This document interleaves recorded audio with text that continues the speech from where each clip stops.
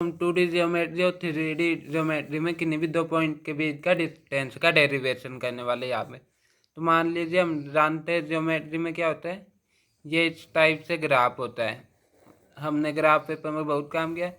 तो इसके अंदर ये यूनिट होते हैं 1 2 3 4 5 अप टू इन्फिनिटी तक। ये एक्स एक्सिस पे होता है, ऐसे ये वाई एक्सिस पे 1 2 3 4 5 इस टाइप से।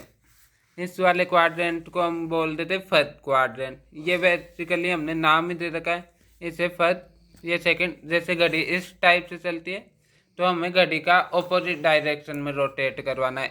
इसमें हम जनरली इस वाले में काम लेते हैं ग्राफ बनाते वक्त। ये फर्स्ट क्वाड्रेंट, ये सेकंड, ये थर्ड और ये फोर्थ। अब आता है कि नहीं भी दो पॉइंट के बीच का डिस्टेंस सबसे पहले 2D में। तो मान लीजिए हमारे पास में पॉइंट है ये वाला, तो इसका एक्स कोऑर्डिनेट हो गया 2, वाई कोऑर्डिनेट हो गया 1, एक्स कोमा वाई 2,1। अगला पॉइंट है ये 4 और 3, यानी कि इसका एक्स कोऑर्डिनेट हो गया 4, वाई हो गया 3। अब इसका हमें डिस्टेंस फाइंड करना है कि ये वाला डिस्टेंस इन दोनों के बीच का कितना है, ये लाइन का। तो हम बेसिकली देख सकते हैं कि अगर हम इसे यहाँ तक एक्सटेंड करते इसे यहाँ तक, तो ये एक राइट एंगल ट्रायंगल बन जाएगा, जहाँ पे इसके परपेंडिकुलर की लेंथ कितनी आएगी। ये इसका वाई एक्सिस की वैल्यू है 3, इसके वाई एक्सिस की वैल्यू है 1, यानी कि ये परपेंडिकुलर ये यहाँ पे 3 है, ये यहाँ पे ये वाला पॉइंट क्या हो गया x4 y1।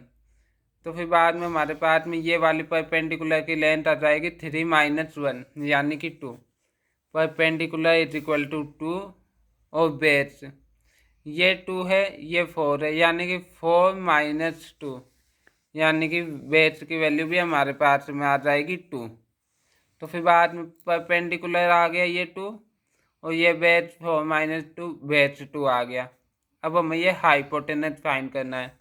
तो हम पाइथागोरस थ्योरम से जानते हैं H square is equal to P square plus B square, यानी कि H square is equal to under root ये 4 + 4, यानी कि H is equal to under root 8 H is equal to under root 8 आ जाएगा। ये यहाँ पे H is equal to under root 4 + 4।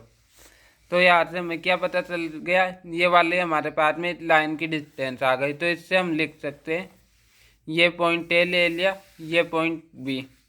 तो ये हाइपोटेनस क्या हो गया, A B is equal to under root ये y2 - y1 स्क्वायर 3 - 1, यानी कि y2 - y1 square plus x2 - x1 square, x2 - x1।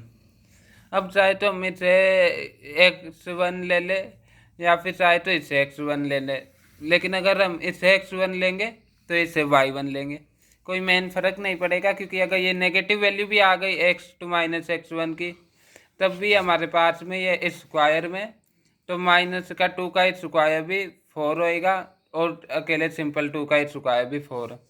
इसे चाहे तो हम ऐसे भी लिख सकते हैं A B is equal to under root x2 - x1 square plus y2 - y1 square.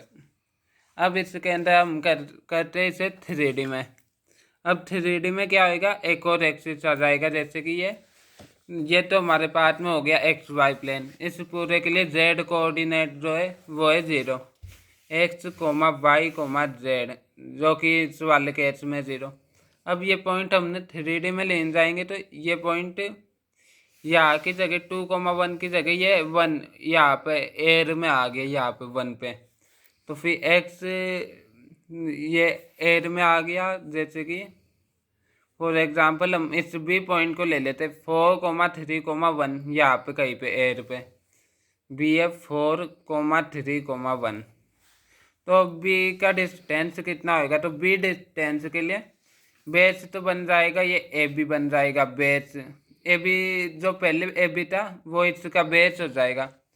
यानी कि पहले हमारे पास में भी क्या था, under root x2 minus x1 का square plus y2 minus y1 का स्क्वायर, ये बन गया बेस।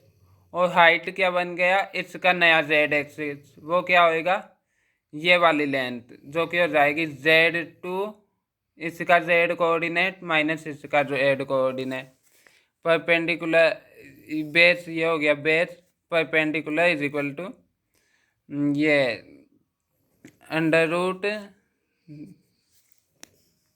जो परपेंडिकुलर क्या हो जाएगा ये यहाँ पे, तो z2 माइनस इसका z coordinate, z2 minus z1 हो जाएगा परपेंडिकुलर सिंपली।